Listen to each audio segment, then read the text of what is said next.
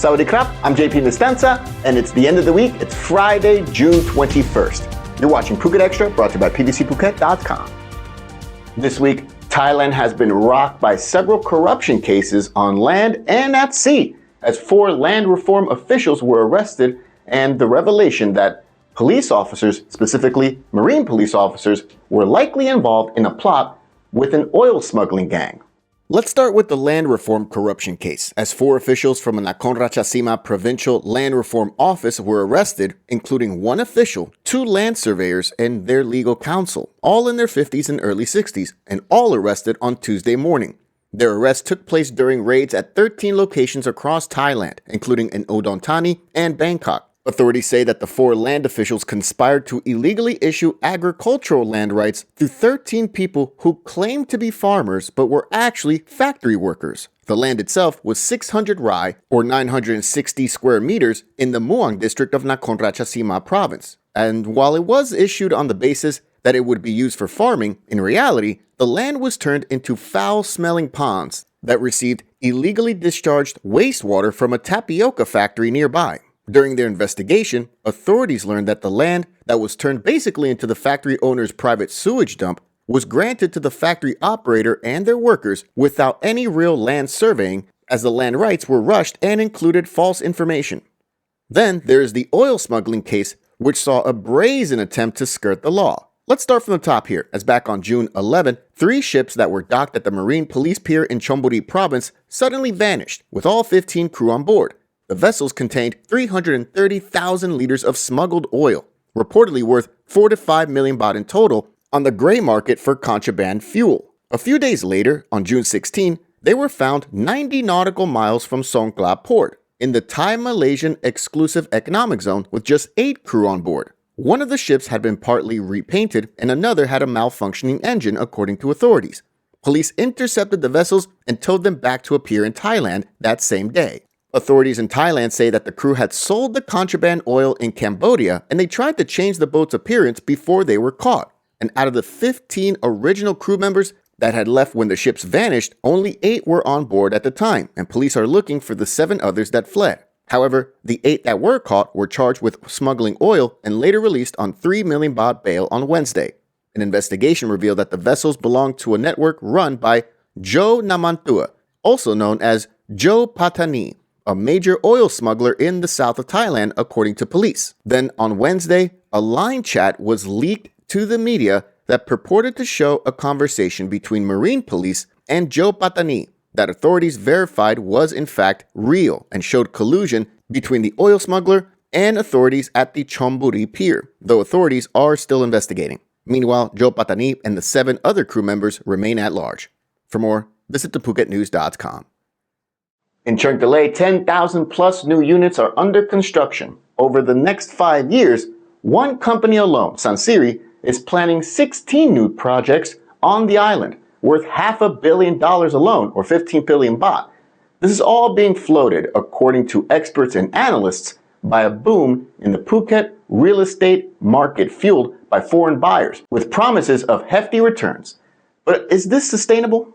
A recent survey conducted by the Agency for Real Estate Affairs, AREA, recently revealed that in the first quarter of this year alone, Phuket had 500 active projects worth a total cumulative value of 480 billion baht, or 12.8 billion US dollars. The most popular of these are vacation condos and low-rise homes bought by foreign speculators. The amount of new housing investments in the first few months of this year alone recorded within Phuket's real estate market is about 54 million baht, or just under 1.5 billion USD. And this represents about 62,000 units sold. At the moment, 10,000 units are still on the market around the island, according to area estimates, with the Lang district encompassing Bang Tao, Chungtalay, Layang, and all the islands north, far and away is the most popular area for foreign buyers.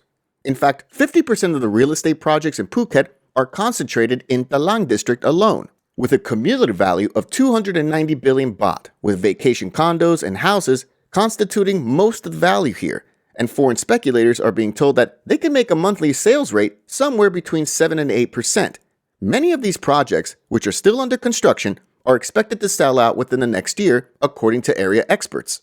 However, the most expensive land in Phuket is actually in Patong Beach, with estimates of 350 million baht per rai, according to area experts. Rawai Beach's land has increased the most by 14 times over the last 20 years.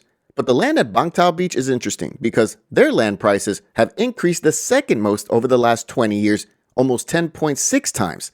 And the land there in Bang Tao Beach is the second most expensive on the island at the moment, with an average just north of 100 million baht per rai, but it is increasing. This is also where a bulk of the construction boom is taking place at the moment, and market prices, according to experts, are significantly higher than the government's estimates. However, all this foments concerns over a potential housing bubble on the island and oversaturation of apartments that, quite frankly, will not be lived in most of the year. There's also concern that this could also prompt hoteliers to lobby the government for stricter regulations on vacation properties, as they cut into their slice of the tourist pie. There's also the concern that these projects simply won't make the returns that are being promised, which could lead to big price cuts and set off a knock-on effect that could have dire implications for the entire real estate market on the island.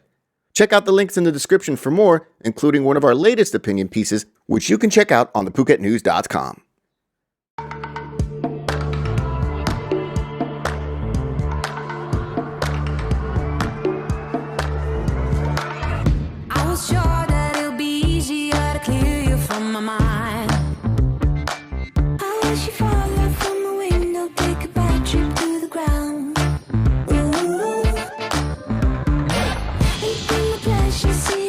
Just before you break a bone.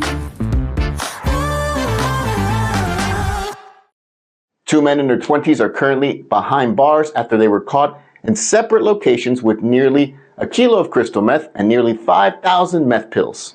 The first arrest took place in Chalong on Wednesday, where 28-year-old Surawat Ratanaliem was nabbed at a rented room off Chao Phraya East Road in Chalong, following a tip to police. However, when police took him to his registered address at a house at an estate in Move 4 of Rawai, officers seized 4,886 meth pills and just over 22 grams of crystal meth, along with a homemade pen gun and several bullets. Then, police arrested a 22-year-old man in Phuket Town, known as Satapap Kaukeo, who went by the name Fluke Chalong. He was picked up at a rented room in Soi Nimit 3 in Phuket Town, where officers seized 900 grams of crystal meth, worth an estimated 300,000 Thai baht.